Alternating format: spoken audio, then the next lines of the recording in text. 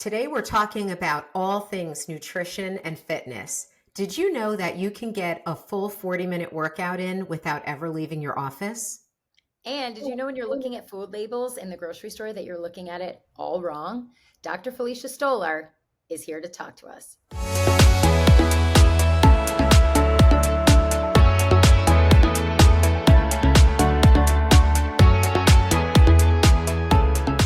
Welcome back to season 3 of the Welloff Podcast. I'm Dr. Tara.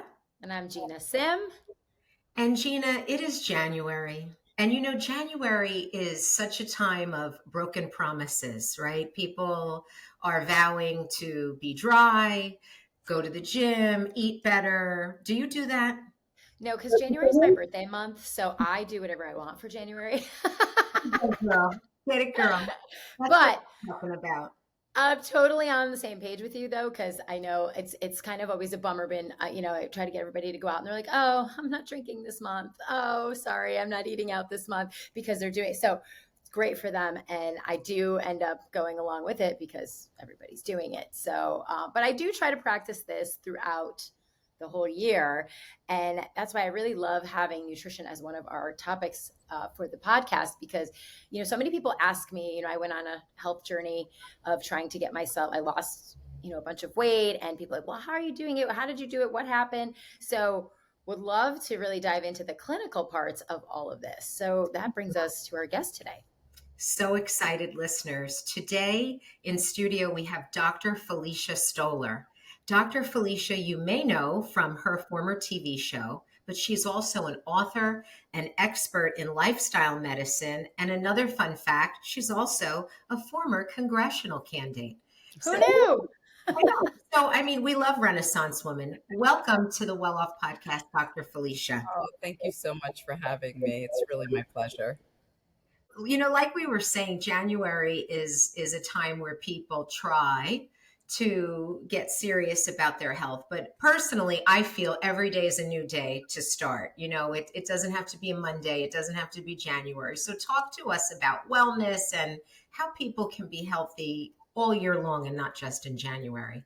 Yeah, just a little side fact. When I was doing my doctoral research, I did a worksite wellness intervention at the Rutgers campus in Newark and at the medical school and the dental school there. And, we had different cohorts that would start. We did like 12-week intervals. And I will tell you that the people that were in the first quartile, like out of the 3 quartiles that we had, the people that had the biggest challenge that saw the least amount of change were the people that were in our last quartile that had to go like through Thanksgiving to New Year's, because that is when we find ourselves in massive celebration mode all the time. Treat yourself mode. It's like, literally like from Halloween until New Year's Day. I could make an argument. We go into Super Bowl Sunday and then Halloween. Like there's a holiday every month, right? Yes. And even in the summer, so you go to Halloween, then you go to St. Patrick's Day, then it's Easter and Passover, then it's graduations, Mother's Day, Father's Day, And summertime. Summer. It's like we just like life is a celebration. We could just start with that. So the question is every meal a celebration meal, or is there stuff that we do every day? And I really got into this industry because there's so much misinformation out there, and I worked in media before, and I saw the impact of media on individuals, and people want to get their health information from the media, and so there's so much information. Literally, if my daughter's almost 28, that's how many years ago it was that I decided to change careers and go into nutrition and exercise science, and go become an expert in that. And that's the thing. So many people think that because they eat, they're an expert, right? Because they work out, they're an expert. I'm going to interrupt you for a second. I was literally going to ask you. So everybody says they're an expert. Before you dive into all of this, tell us how you are actually an expert. Right. So, okay, perfect. Thank you for asking. So I went to graduate school. I worked at ABC News doing licensing for the network news division, spoke to the gal that hires all the producers and on-air talent. And I said I was thinking about getting a master's in journalism. And she said, there are a dime a dozen around here. Why don't you go to school for something you're really passionate about and become an expert in that subject and become a subject matter expert? So that's exactly what I did. And I looked at the programs at NYU and Columbia. I chose to go to Columbia because they had the dual program with exercise science, because I knew I had ended up at a nutritionist's office because I was getting bad advice from the trainer at the gym.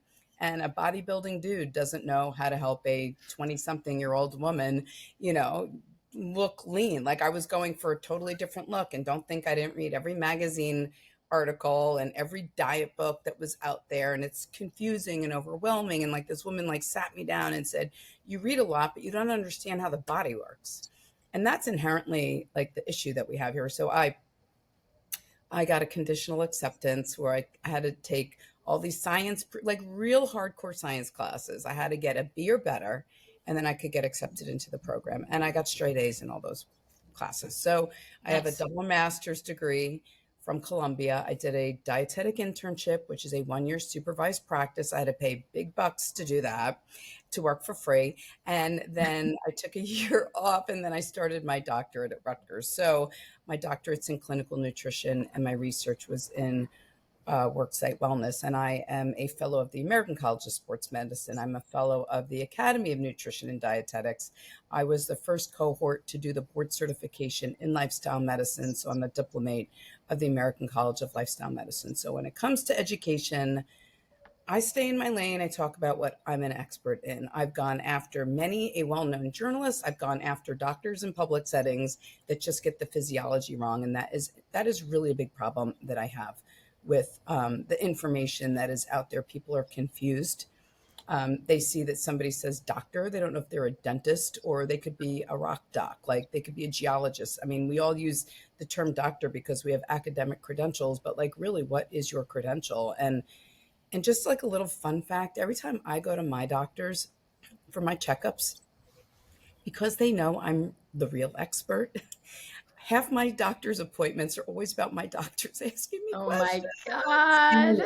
I swear to God, it's been going on like this for over 20 years. They're like, I saw you were coming in today, and I want to ask you this, or I want to ask you that. And like, so that to me just reinforces what I already knew. There's so many people that, I mean, on the one hand, it's kind of nice that everybody wants to be the expert in nutrition and fitness, but at the end of the day, like, doctors say stupid shit all the time.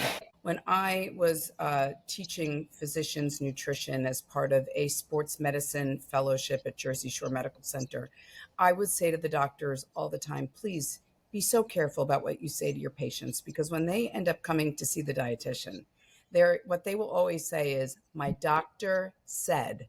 Do you know how hard it is to unwind my doctor said? Mm-hmm. Mm-hmm. And that's why I also became the exercise physiologist, because my trainer said, well, I'm smarter than your trainer, and I teach trainers how to be trainers. So like, I just Mic drop. mic drop moment. Yeah. So it's really hard when they'll say something and they'll use terminology. It sounds great. And when you say it with confidence, you believe it, but then you have to like really peel the layers back. And I do think, truly, I know it's hard, but I think that living a healthy lifestyle is very easy. I always say the healthy choice is the easy choice. You just have to make it. And every day it's about choices. Let's unpack that a little bit, because I think, we live in a society that really struggles with it, and they feel like it has to be this big event, New Year's resolution, whatever. So talk to us about how easy it can be. Well, you wake up in the morning. I mean, so let's start with some basics. Are you getting enough sleep? Trying to get sleep is really important. And the reason why sleep is so important is when our bodies have the opportunity to rest, recharge, repair, and renew. All that goes on while we're sleeping. So that's why sleep is so important. Making sure we have adequate sleep is important. There's been a whole lot of talk about like sleep apnea, and, it's a little bit of a chicken and the egg. Like, is it that people are overweight and then they gain weight because they're not getting enough sleep? Or is it that, they, are already overweight, and that's causing respiratory issues with their breathing patterns while they're sleeping? So there's a little bit of that. And I think we've ignored sleep as, one of those key indicators that doctors should be asking patients about. Then it's physical activity. What are you doing every day? Do you sit at a desk all day long? Do you commute? Like, what is it that goes on in your life? Do you choose to spend more time sitting or standing? Like, I wear an Apple Watch, and I love that it tells me how many hours I'm standing. I love how I Mhm. have it set to cue me every hour to get up to walk. So, for example, right? Yeah, same. Although I don't have mine on right now. Like before the iWatch, when I was doing my doctoral research, like in 2005, 2006, we gave people those old-fashioned pedometers, and Yes.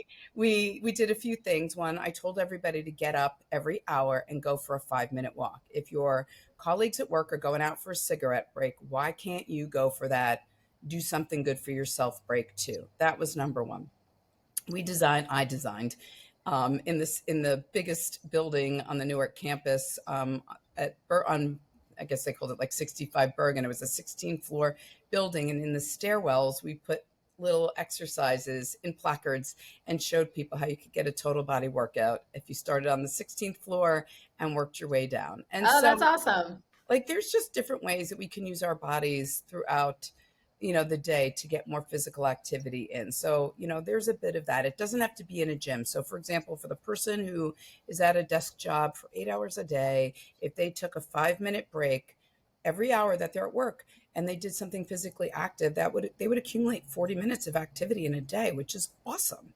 Right. Yeah, Right. it's funny. My coworker does that. She literally goes for a walk like every hour for 5 minutes, goes outside. She tries to get me to do it with her, and I just don't. I should. So, like, it's just an example of it. I mean, It matters. It really Yeah. does. take the stairs instead of the elevator when you can. I mean, when I was in the hospital doing my dietetic internship and people take the elevator like one flight, I'm like, are you kidding me?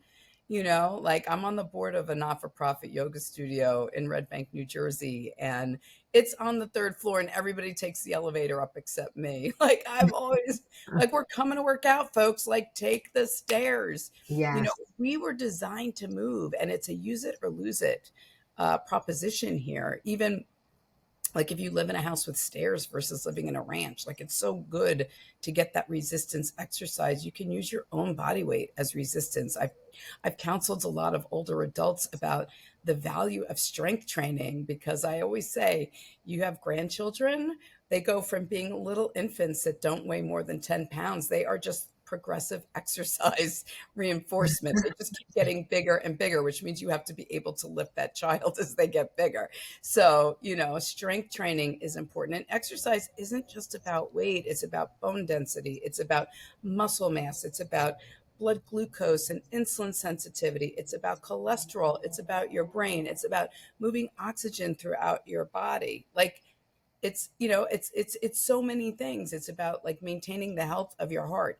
So that's what exercise is. People just think of it as a chore, and I feel bad for people that just don't like to move at all, because movement is life, right? Like, and so It is. there's that. You bring up great points, because I think there is a lot of misconception, like it has to be this very regimented or time consuming, expensive practice, like going to boot camp or whatever. And it doesn't have to be that. And I love all the points you brought up. And one of the things that I do, little hack, like if I live in a 2-story home, so I will intentionally take more trips up and down. Like if I have laundry or whatever, like I don't stack everything. I just try to do multiple trips up and down the stairs. Sometimes I take 2 steps at a time.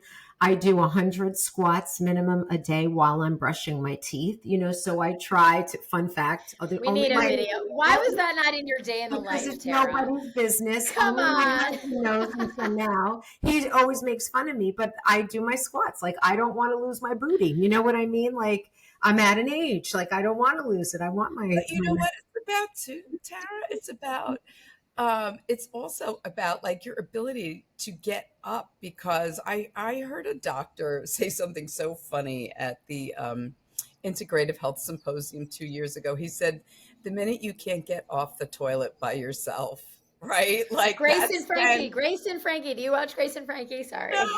She couldn't get off the toilet. So I was like, but she was like 80. So Here's the deal. Women are so accustomed to squatting over toilets, right? Yes. I never sit on a toilet. Of a squat, and people saying they don't do squats, just think about it like getting off the toilet, right? Yeah.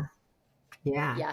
And squatting at an event in heels. I mean, that's a workout, you Oh know? yeah, So for pictures, you have I to get squat to for do that all pictures. the time. How about just walking in heels? I mean, that's like a calf workout, you know? Every day, Your every day. calves and your quads get a good workout when you're doing that. Yeah. And so it's a great takeaway for our guests to really embrace the fact that you can infuse exercise into every part of your day. Even if you're Love that. carrying groceries, you know, can you do little bicep curls? You know, if you're traveling at an airport and you have a backpack on, can you do some squats or lunges? You know, it does, like I would tell people in New York when you're like waiting for a subway, like do some squats and lunges while you're waiting on the platform because people are doing weird stuff there Yeah. anyway. You'll They never won't see care. those They people won't. ever again. You know, who cares, right? I know. I do And Pilates movements when I'm like heating up my lunch in the kitchen and like I'm doing moving my leg and doing stuff and people come in like, what are you doing? I'm like, I'm sorry. right? Or if you're watching TV and you allow a commercial to come on, can you do an exercise breakout during that time? Or when you're driving, you know, when you're at a traffic light, can you do some isometric contractions and squeeze your abdominal muscles and work on your core at the traffic light? Like there's just little things. It does not have to be sweaty. It does not have to entail change of clothing. And they're just all those little things, they all add up. Yes, they do. I was told once that for every 10 seconds you hold in your abdominal muscles, that's the equivalent of one sit up. Right. Well, I don't I don't know know. if it's true. I don't know about that, but I want to make sure the holding is about like contracting and not just holding your breath. Right. Learning Contracting the how muscle. to contract your muscles is really, As I'm doing all of this right now. I'm doing it right now. And I'm doing my Kegels Hey, too. Kegels. I was thinking Kegels. I'm like, I'm doing because I do those at red lights. Kegels at I'm red going to lights. give you like another little thing as I just readjusted myself on my seat here is that if you sit on the edge of your seat and you just put like half your bum on the seat and then you put your feet down so they're like, you know, like I can't even get my finger to bend that way, like a 90-degree angle on the floor, and you sit on the edge of your seat and you put your back, you know, you put your shoulders back, it forces you to use your core and your legs, right, to stabilize yourself. I'm So standing. I'm My desk is a engaging standing desk, so I can't do it. my quadricep muscles, I'm engaging my abdominal muscles, I'm engaging my lower back. And this is such a better way to sit at your desk if you are sitting at a desk. Or, well, I mean, ladies, I'm sure you've talked in front of rooms full of people. Isn't it awful to be speaking out? Like I've also been a college professor. So like sitting and like watching people kind of like slumped over like that is just, Yes. oh, it's like, okay, everybody, let's sit up straight. This February, wrap yourself up in the special comfort that instantly makes you feel that you're in the lap of luxury with Cozy Earth's classic cuddle blanket. It is my favorite. It's, Gina, there's no words. It's like a warm hug. I mean, you could see right now, I have the bubble cuddle blanket, which I sleep with every single night because I'm always freezing and it weighs like 1,000,000 pounds. It does. The classic cuddle blanket is like, it almost feels like a weighted blanket, and I feel less anxious. I sleep better. It's just unbelievable. I know. It's equal parts indulging and inviting. And, you know, with February being the month of love, we have to show ourselves a little love by cuddling up with our big blankets. That's right. And if you use the code Cozy Welloff, you get to treat yourself for 20% off. Yes. And these blankets, I'm telling you right now, once you've had this blanket, you're never going to go back. And Cozy Earth offers a guarantee. So if you don't like it, which we promise you will, you can send it back for a full refund. So go to cozyearth.com, use your code CozyWellOff, and make your home the ultimate sanctuary. We are going to be so fit. I know. I love it. We're all ready to go. Dr. Felicia, talk to us about nutrition, because I think that's another thing that people struggle with, especially if they're busy and it's just easier to grab something on the go. Like, how can we eat better as adults that are busy? Thank you for that question. Let's start with a few things. One, let's talk about style of eating and what you choose to eat. There's so many diets out there. And I say the word diet it's an acronym for did I eat that? Okay. It's food has a lot of meaning to people, right? Like you think about food as culture, food is history, food is family, food is emotional for some people. Mhm. Food is storytelling. Like food is has so much meaning to everybody, right? And it's unique and our relationship with it. So, people talk about this diet and that diet and avoiding this and avoiding that. It's like so much in the head that is so unnecessary. I'm just going to make it real simple. Eat food closer to the way it's found in nature. Period. I just want to talk about the fact that eating food close to the way it's found in nature means eating predominantly plant-based foods with small amounts of animal source proteins. The protein industry has been pushing that we have protein energy malnutrition, which has not been a problem since before the 1950s in the United States. And I've looked at thousands and thousands of food journals in almost 30 years of practice, and looking at college students' food journals and athletes' journals and working on research. And I will tell you, I very rarely, in fact, just yesterday was the first time I said to a friend client, like, you're not eating enough protein, but that was the exception, not the rule. Most people don't eat enough vegetables, the vegetables, the fruits. We've demonized the word sugar. So people think all carbohydrates are bad. You cannot just live on eating protein. You just can't do it. It's not healthy for you. The U.S. News and World Report every year, they do the top diets in January. And number one, consistently, is always the Mediterranean diet. Mhm. Always, for everything, for health, for longevity. You look at blue zones. Tell us what that is. Tell us what the Mediterranean diet is. It's exactly what I'm describing to you. It's eating predominantly plant-based foods with small amounts of animal source protein. Mhm. It includes oils like olive oil. It includes dairy. It includes grains. Anybody who's ever been to Europe, like, they eat grains there. They eat pasta And a little red wine. and a little Yes. wine. Right. Well, the alcohol thing I might have a little hard time with because there's so much research coming out talking We'll about. get there later. Yes. All right. Don't burst that bubble However, yet, Dr. Felicia. right. But there's so much food elitism in the United States, and there's so much food snobbery. And there are a lot of people that live in an ivory tower. And, those people are the ones that can afford it.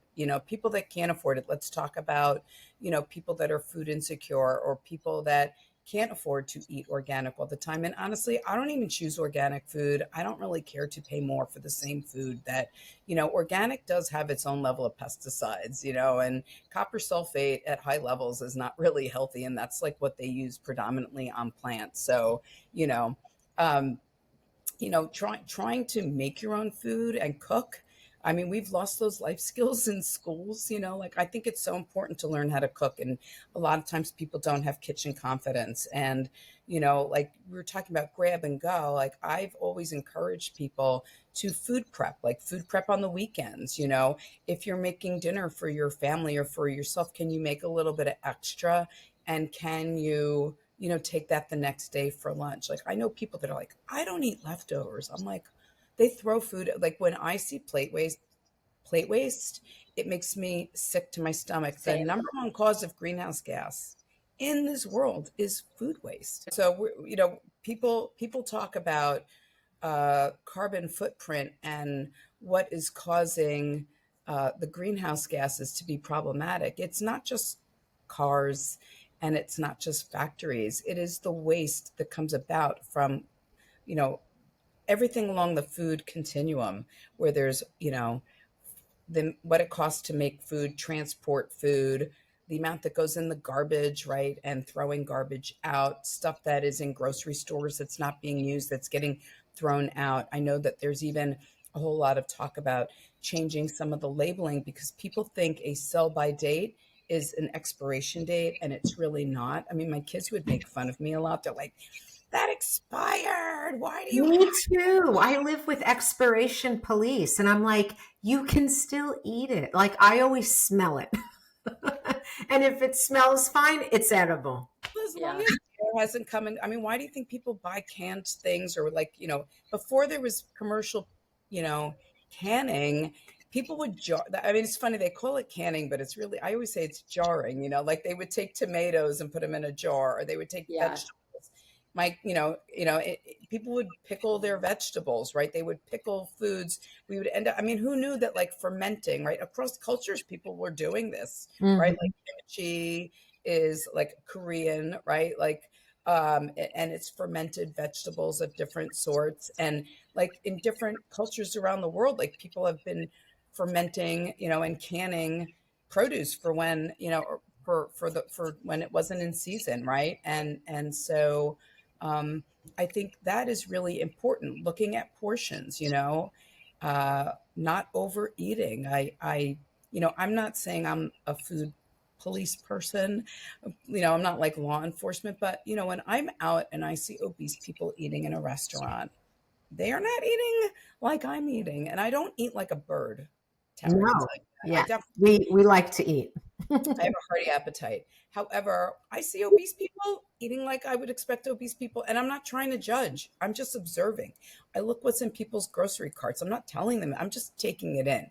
I'm observing. So when people have when people talk about it, it's like you have to do a little self-reflection. We cannot keep putting the blame on society. We cannot keep putting the blame on the food industry.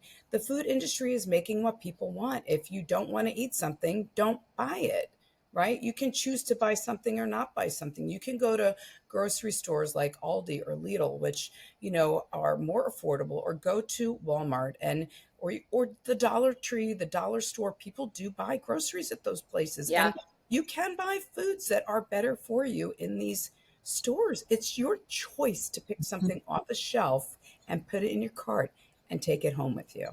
Sure. Right? When you're in a restaurant, you get to choose what you're eating. Right? Is every day a celebration or not? I traveled for over 20 years. My work entailed airline travel, going to different cities, and people would always ask me how I stay in shape. And I would say, like, I'm very mindful about the foods I eat. I make sure I'm getting a lot of vegetables, and I try to do salads a lot at lunchtime, just because if I'm in a city and I'm meeting friends out for dinner and I want to go to some fun restaurant in that city, maybe I can't pick everything that's in there, but I try to account for it. And, and walking and moving. And again, like, the food, making sure you're getting fruits and vegetables in every day. That is definitely something. People are so busy looking at food labels, looking for sugar. I'm looking at grams of fiber. I'm looking at the fat content. Like, people think now it's okay to eat saturated fat because there's a whole movement about it. It 100% is not okay. So let's talk more about that. Like, for people who do read labels, and maybe are more focused on something that you think isn't important, what do you think we should be looking at? Like the top 3 most important ingredients? Well, first of all, there's the nutrition facts label, which is going to have percentages and numbers. And then there's the ingredient label, which is going to have the ingredients listed in descending order of the volume that they are in the food. So the first thing on the ingredient label is going that first thing versus the last thing. The one that's listed at the top, the first thing is going to have the largest volume or quantity, and it goes in descending order of ingredients. So that's number one, when you put the ingredients on the label. So I'm looking at what's the portion size when you're looking at the calories, right? Like, if I were to ask you to line up 10 loaves of bread, because this is an easy thing to do, you would look at, okay, is the serving size 1 or 2 slices? Because some of them, that's very deceiving. They make these skinny slices so that they can play with our heads with the numbers. And then you have to look at, okay, well, if all things are the same, right? Like, how many calories are in there on a piece of bread? I go from calories. The next thing I'm looking at is fiber. Fiber is one of the most important ingredients. It's not a macronutrient, but it's a component found only in plant-based foods.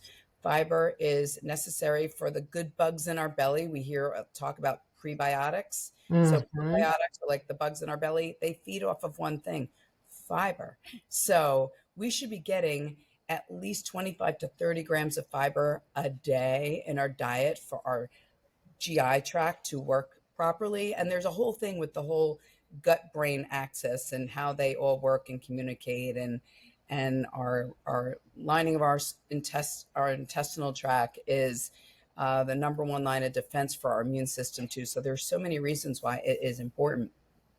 But we need to eat fiber, and people just aren't getting it if you're not eating fruits and vegetables. And if you're avoiding carbs and not having whole grains, then that is problematic. So and it I helps move the poop through the chute. We need to go to the yeah, bathroom on a regular basis. yes. Yes. I want to kind of break it down for like a dumbed down thing. So, we have a lot of people that are listening right now that are very busy and do a lot of things. And so want to just kind of break down the quick, simple things that they should be looking for. I know I saw a nutritionist a few years ago, and I was started tracking my food, and I never realized how much I was eating until I actually saw it on paper or in my app. That's a great point. Just writing it down for yourself, even if you don't show it to Yeah. anybody. That was something that for many, many, many years, like many decades, I would have my And clients. there's so many apps to do that, like, which is really cool. You don't even need an app. Write it on a piece of paper if you Yeah. need to. It's literally, and most people, when they do that, and then they like just 5 days, just do it for 5 days. And see I what would even happens. say maybe do 6 or 7, because sometimes Monday through Friday is not the same as the weekend. But I would always say to people, give me 5 days and at least one weekend day. And without a doubt, by the time you're done, you could look at that and you can reflect and go, you have to include your beverages. You have to include any kind of candy or gum, and anything you snack on, everything you put in your mouth counts. Yeah. Right. So what's some easy hacks that they could for nutrition or just to kind of get a little bit healthier, some quick, Well, easy I'm things they a could do? big advocate, and I maybe like 15 years ago I wasn't, but more recently I am a big advocate for I don't like intermittent fasting, especially for adults. I'm not talking about young kids, but Mhm. really just looking at eating within a certain, and whatever that time frame is. And I don't follow it where I'm only eating in 4 hours a day. For me, I follow my natural circadian rhythm, which is that I'm not really hungry until the middle of the day. So I don't really eat until lunchtime, right? And the word breakfast means to break your fast. So think about it like that. When are you breaking your fast? What are you doing? And then how many hours a day are you eating? I mean, with the invention of, electricity and light bulbs, we've extended daylight hours. I mean, ancient people used to spend all day foraging for food. And then when the sun went down, they weren't foraging for food. So, by keeping the lights on, or people that are shift workers that have to eat at weird times, just be mindful of how many hours in the day you're eating or consuming calories. I think that's the first thing. And then try to be mindful about getting all different nutrients in the day. So thinking about foods in terms of, did I like assessing your day? If you know where you're going to be eating for the day, are you going to get vegetables in? Are you going to get fruits in? Are you going to have any grains in your day? What are you doing for protein? What kind of protein are you getting? It can be plant-based. It can be animal-based. Can you choose the fat that's in it? If it's milk, like I know somebody that would always do their Dunkin' Donuts regular with like the cream and the sugar. And I said, why don't you just eat a donut? And they just looked at me so smartly. Don't you get more satisfaction out of eating the donut? Because the calories in that like heavy pour of cream and the few teaspoons of sugar might as well have been a donut, right? So Right. just things like that. I would personally, I try to do skim or fat-free dairy, so that when I want to have something else like cheese and ice cream, I go for the full fat. It's just about picking and choosing, right? We can pick and choose. Like, it's the eat this, not that, Right. right? Tara and I we were ordering Starbucks the last time she was here, and we were looking at the calories in the drinks, and we were just like, oh my God. Yes. Yeah. They weren't for us, though. Just No. disclaimer. We were Those treating syrups, our young and healthy interns to drinks, and we were like, oh my gosh, like we could never do this. It's like I our could whole never drink that. caloric content for the entire day in one beverage. and those syrups, forget about it. Don't if you need it to taste like that, you should not be drinking it. Yes. Right? Like sodas, all of that stuff. It's like it should be water. Right? Like you Yeah. should be drinking water. People do not drink enough water. And we don't have time to go off on the rails about this. But I also think non-nutritive sweeteners are pretty toxic. And that's the only thing that I give an absolute no to. The whole idea. So that's the thing, is that we demonize the word sugar. So people stopped eating fruits. They stopped eating vegetables. They don't want anything to do with anything that is a grain. And so what did we tell them to do instead? Let's just dump a whole bunch of, non-nutritive sweeteners into everything, because we haven't changed our preference for sweet. So we can actually modify our drive towards sweet and salty foods by cutting back on them. You always teach me so much, and you've brought that onto my radar for sure. And like my mind is spinning right now. And I Yeah. love your terms like kitchen confidence. You know, you've taught me so much today, and I really appreciate it. And I know that our listeners will. And I feel like we need to have you back. Maybe you'll be our Like first. 10 more conversations. Yeah. Exactly. Whatever you want, it would be my pleasure. Yes, because this is so much in alignment with success, right? It's a whole spectrum of things, and it's like healthy body, healthy mind, strong mind, and we can't be successful in any area of our life if we're not healthy, if we're Right. not feeding ourselves properly, if we're not moving our bodies. So you've brought so much to the forefront of our minds today, and I thank you for that. Yes. You're Thank you so thank much. you. You know, and I just want to add one thing, that in a time where people are very concerned about the cost of healthcare, the best way to keep the cost of healthcare down is to do what you can to prevent diseases that we know are associated with poor food intake and lack of physical activity. So Amen to that. right. I always say diet and exercise are the least expensive, least invasive, and most effective ways to prevent and treat most diseases. So, I'm not saying, we talk about like food is medicine, but, just remember, like when we're pointing a finger at somebody else, there's three more pointing back at us. So we need to take Mhm. responsibility and accountability for what we choose to do or not do. And, and I Huh. do. You never knew that, Gina? No.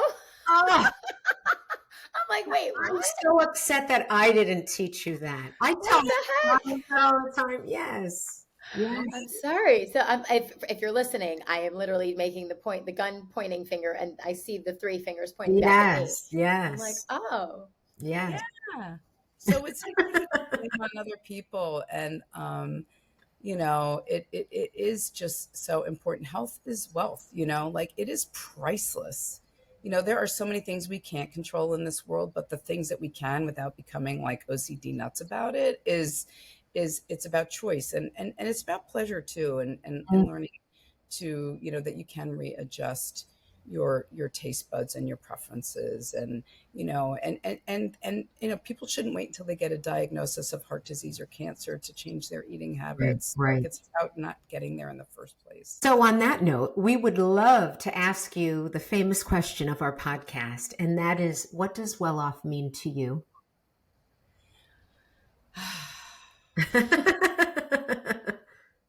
Gosh, well off means to me, I guess that you've made an investment in your health.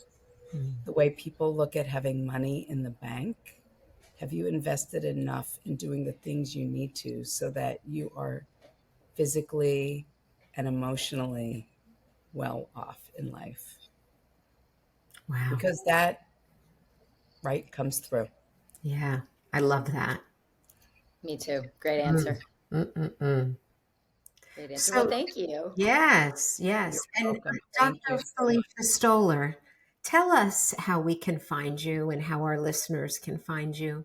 They could find me I'm on all social media as myself. There's, as far as I know, there isn't anybody else other than some young child somewhere and on the other side of the world that has the same name. But other than that, it's just Dr. Felicia Stoler, FeliciaStoler.com. And I'm on all media and social media. And so, yeah, thank you so much for the Yeah. So opportunity. follow along to get some nutrition tips, some movement tips, and we And really there will appreciate be, and there will be more, coming along. I've taken a little bit of a for various reasons, a little bit of a slowdown on my social media channels, because I was an early adopter like almost 20 years ago with this stuff, and it gets to be a bit exhausting. And for lots of reasons, I even think girls say less.